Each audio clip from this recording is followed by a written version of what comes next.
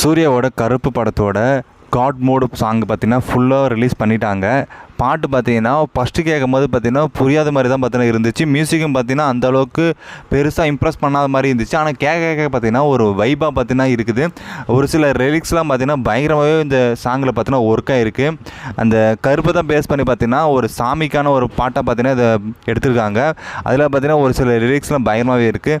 எங்கள் கருப்பசாமி வாணின்னு சொல்லிட்டு அந்த அந்த இது மட்டும் பார்த்தீங்கன்னா பயங்கரமாகவே இருக்குது.